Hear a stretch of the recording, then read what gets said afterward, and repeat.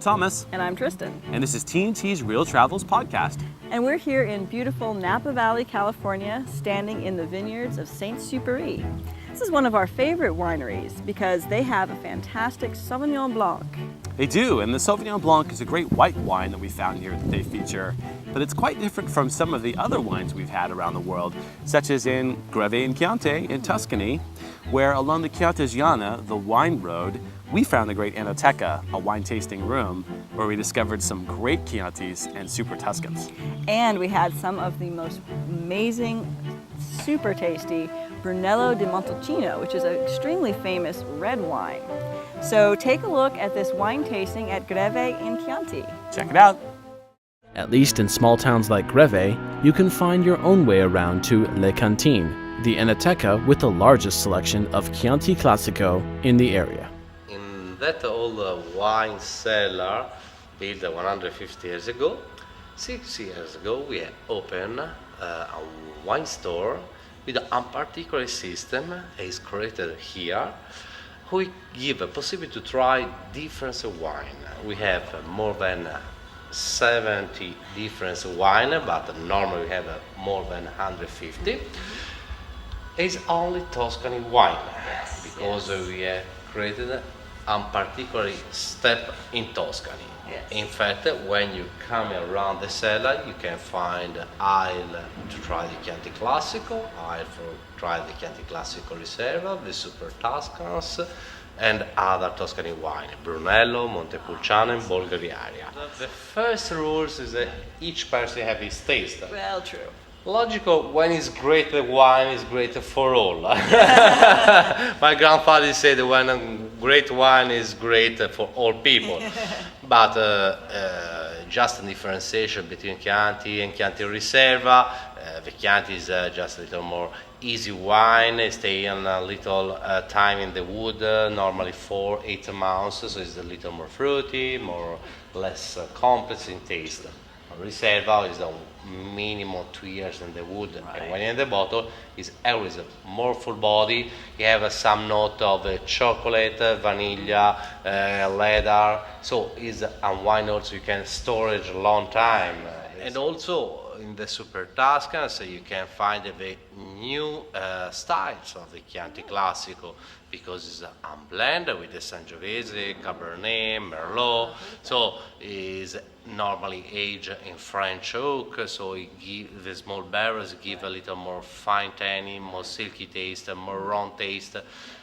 We can consider the Chianti, the traditional, and the super-Tuscans, the modern styles.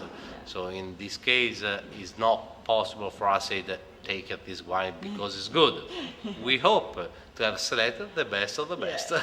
So I'm about to go ahead and do another tasting here, but I want to explain how this actually works. You take your card and you go ahead and stick it right on the machine, right there. Now, as you can see, the lights have lit up along the side. Not all of them light up. The ones that don't probably are out of wine. The ones that are lit up, you can taste. I've decided to go ahead and try the Nozzole. So I just stick my glass down here. Fortunately, it seems like someone's already spilled, so I'm actually going to hold it up. Hold it up to the part, and push the green button, and out comes a little wine. Just enough for a tasting. And I like to taste fairly the classically way. A little swirling. Helps aerate the wine. Get a couple of good whiffs. Gets the flavor of it, and then get a little oxygen as you breathe in when you taste, a little air.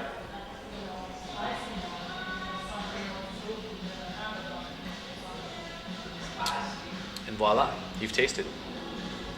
So I really like this style of tasting. It's totally self-serve, and it really lets you, you're in charge of what you want to taste, how much you want to taste, and you can just kind of poke around and choose lots of little things. And it's really neat, and you go totally at your own pace. You don't have, some sommelier going. It's great. I like it. I'm feeling really good now. And only one little taste so far. It's only my second taste. Go ahead and rinse your glass in between every tasting if you want, or however often you want. Little, it says acqua potabile, drinking water, potable water. And you wouldn't want to drink this necessarily, but you can just go ahead and rinse your glass out a little bit. Pour it down the sink. I always give the glass an extra little shake to get the extra water out.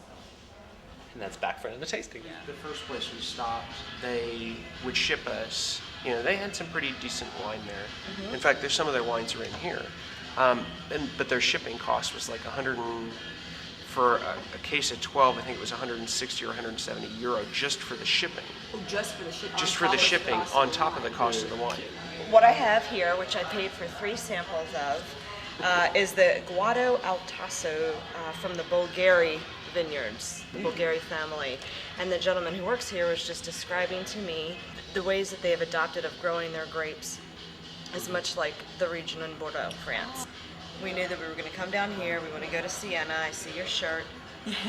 Definitely need to do that. Yes. If there's time, Siena's we'll go beautiful. to Lucca and Pisa. If there's time. If not, not really pressed about it. Yeah, we'll hang out down here. And, Drink more wine. yeah, drink more wine. The mostly 15th century town square, called Piazza Matteotti, is surrounded by attractive colonnaded shops. In the center is a statue of native son Giovanni di Verrazzano, the first European to sail into New York Harbor. Every Saturday morning, locals gather here for a lively farmers market.